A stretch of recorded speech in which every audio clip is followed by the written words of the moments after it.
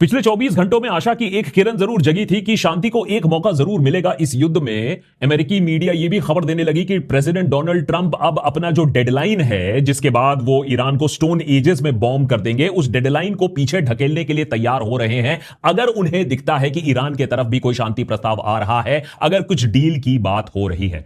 याद रखिए, ईरान ने इससे पहले अमेरिका के 15 पॉइंट्स फॉर पीस जो अमेरिका ने ऑफर किया था, उसे रिजेक्ट कर दिया था, यह बोलकर कि अमेरिका अभी किसी पोजीशन पर नहीं है कोई डिमांड रखने के लिए। लेकिन ईरान ने भी यह बात समझी कि भाई बातचीत तो करनी पड़ेगी, तो इसीलिए उसने भी 10 पॉइंट्स ऑफ पीस जारी किए और उसमें 2 सिग्निफिकेंट ना जो अपने मांगे थी उसको भी काट दिया।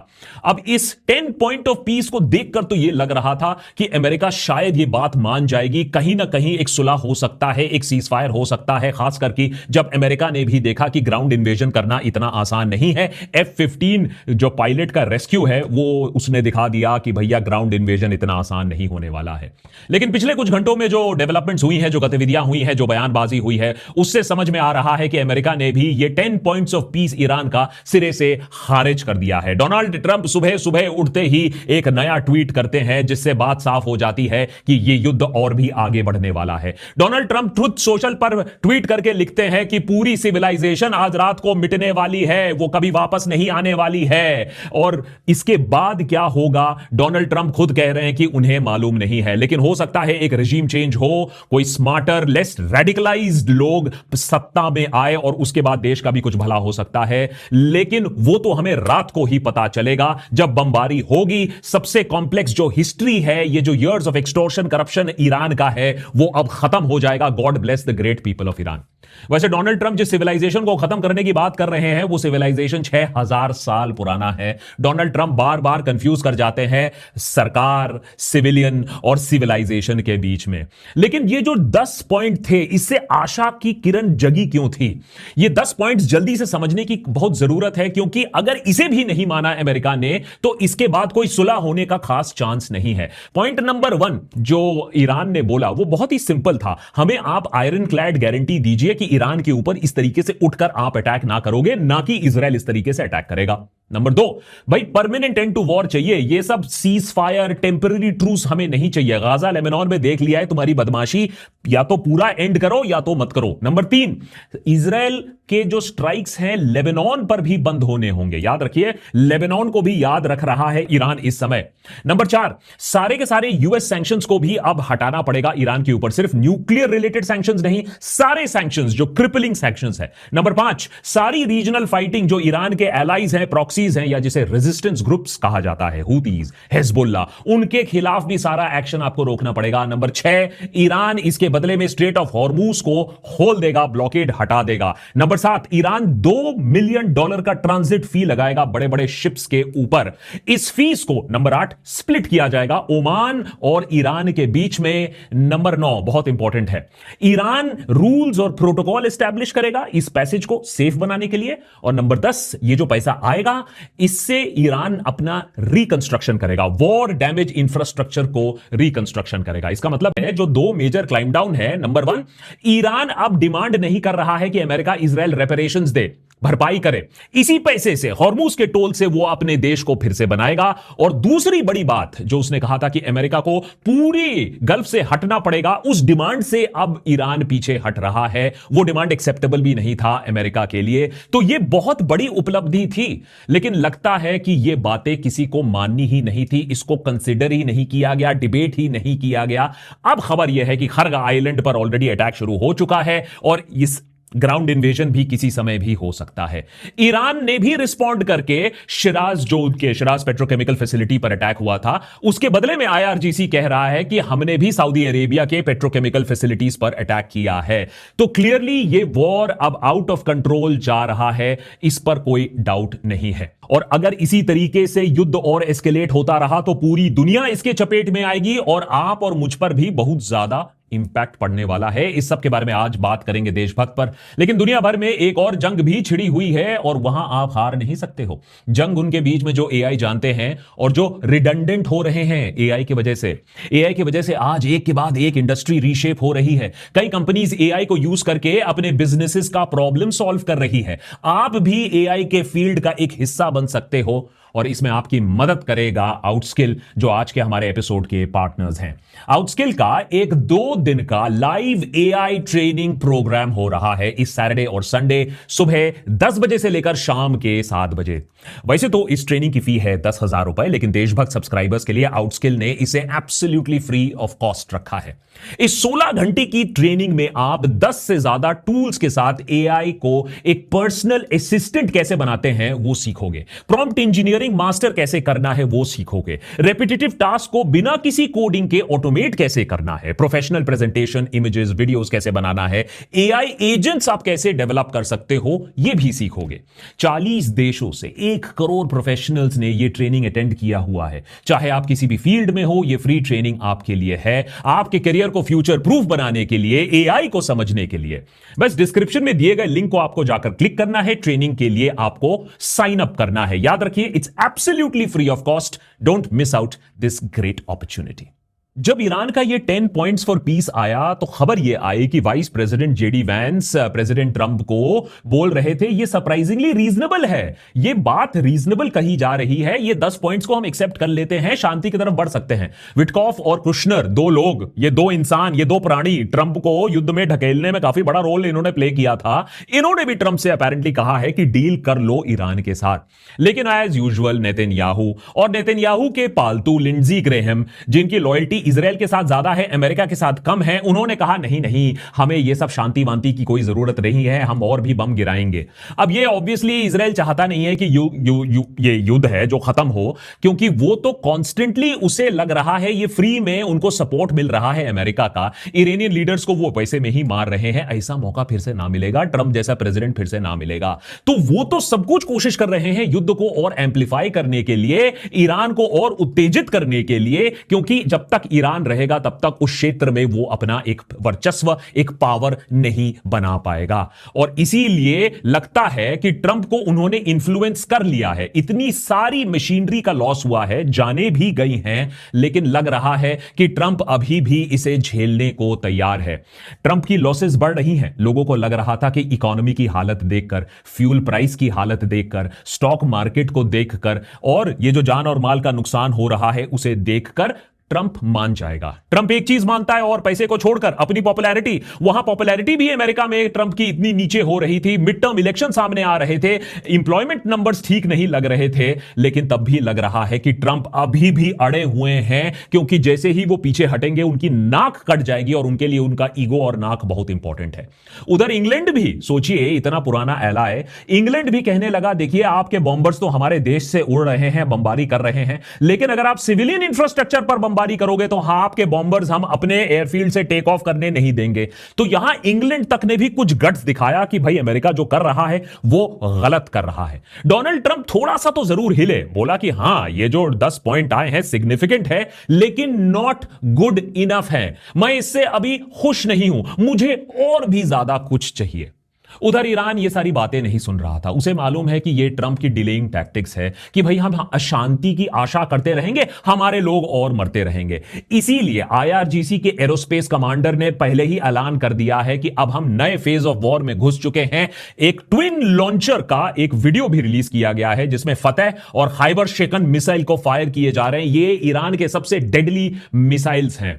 अब खर्ग आइलैंड में जब अटैक हुआ तो उसके बाद आईआरजी से वार्निंग आ चुकी है कि इसके बाद अब हम और आओ नताओ देखने वाले हैं। अब हम सारे गल्फ देश में जो इंफ्रास्ट्रक्चर है उसे एक के बाद एक तबाह करने वाले हैं, जिन्हें सालों साल लग जाएगा रिपेयर करने में, रीबिल्ड करने में। इसके बाद कोई भी कंसिडरेशन कि भाई आप हमारे नेबरहुड हो या हमारे तरफ से जो हम थोड़ा सा रिस्ट्रेंट रख रहे थे, अब सब कुछ खत्म है, अब फुल ऑन जंग होगा। 24 घंटे का एक विंडो था शांति प्रस्ताव आगे रखने के लिए, लेकिन वो 24 घंटे ऐसे निकल गए। क्या अमेरिका सीरियस था कभी ईरान के साथ शांति समझौता करने के लिए? उसे समझने के लिए आपको यह देखना पड़ेगा कि अमेरिका ने क्या शांति प्रस्ताव रखा था ईरान के सामने, जिसे पाकिस्तान ने ईरान की तरफ पुश भी किया था। पाकिस्तान मीडिएटर बनने की कोशिश कर रहा था। लेकिन अगर आप इस 15 पॉइंट पीस प्लान की बात करें जो अमेरिका ने ईरान के सामने रखा था, तो वो शांति कम सरेंडर डॉक्यूमेंट ज्यादा लग रहा था। सबसे पहले तो अमेरिका ने कहा कि 30 दिन का एक सीज फायर कर लेते हैं, कुछ आदान प्रदान नहीं करते हैं, 30 दिन का एक सीज फायर कर लेते हैं जिससे अमेरिका और इजराइल अपने टूटे हुए रडार और टूटे हुए वेपन्स जल्दी से ठीक कर ले, उन्हें थोड़ा सा ब्रीदर मिल जाए ईरान के बैलिस्टिक से। Number 2, full dismantling of Iran nuclear programme. आपको अपने न्यूक्लियर साइट्स को डिस्ट्रॉय या डिसेबल करना होगा, माने नतांस, इस्फहान, फोर्दो, सबको तबाह कर दो, सबको खत्म कर दो। बदले में क्या मिलेगा पता नहीं।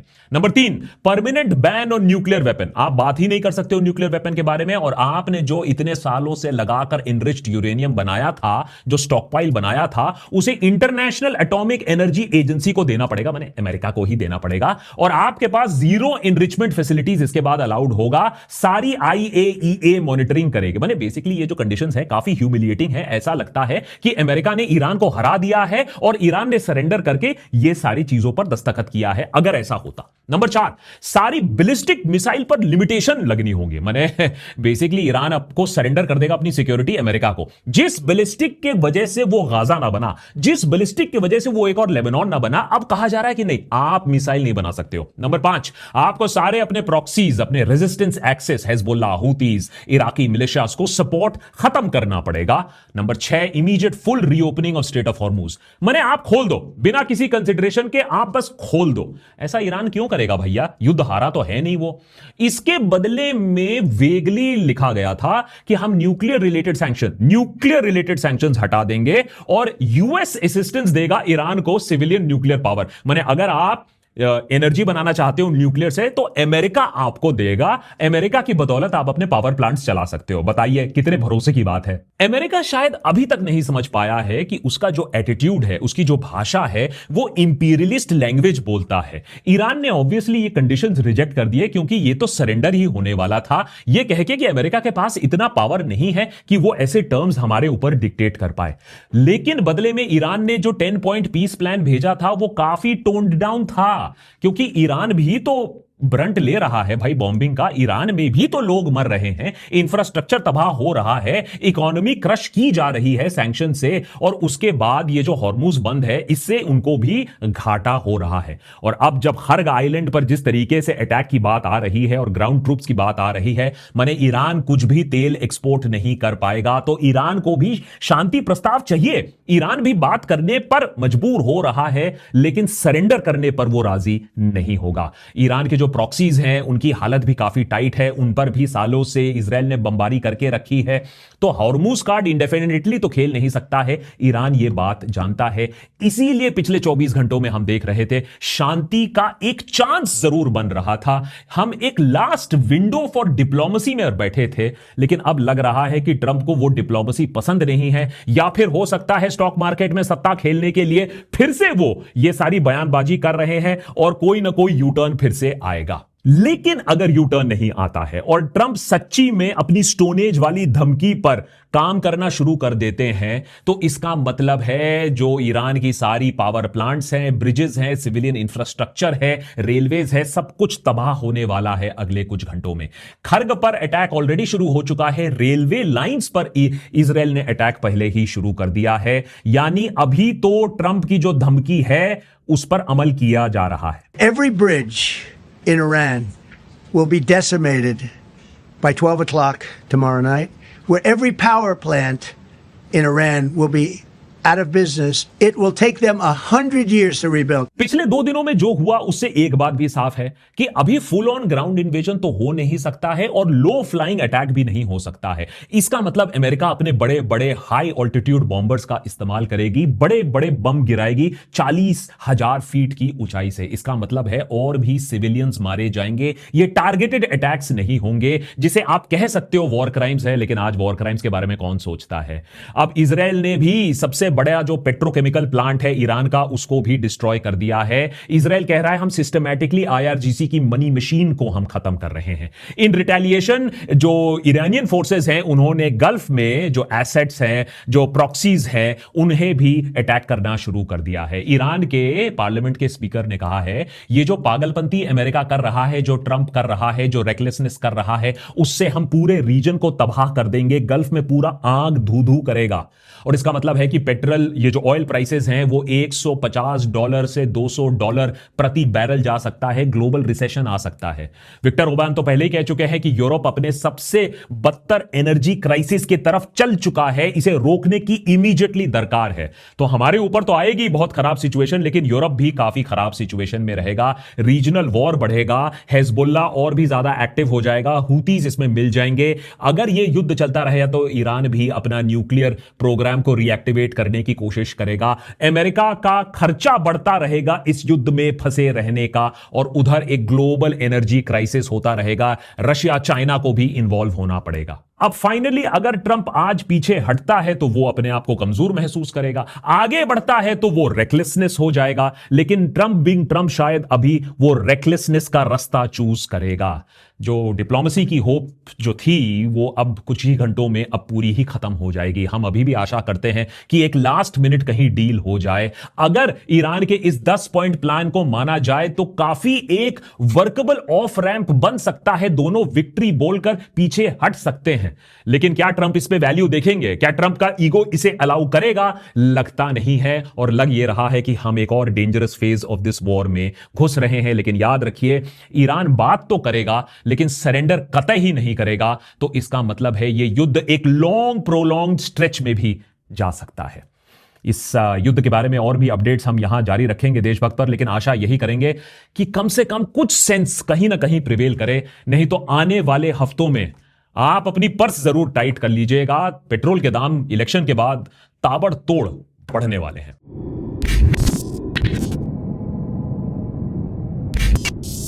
Many thanks to Outskill for making this episode possible। एक और जो AI वाला युद्ध चल रहा है, कम से कम उसके लिए आप अपनी तैयारी कर लीजिए। 2 दिन का ये फ्री मास्टर क्लास, उसको अटेंड करके नीचे लिंक में डिस्क्रिप्शन में लिंक दिया हुआ है, उसे क्लिक करिए और अपने आप को रजिस्टर जरूर करिएगा। More updates coming up here on the देशभक्त की पॉडकास्ट।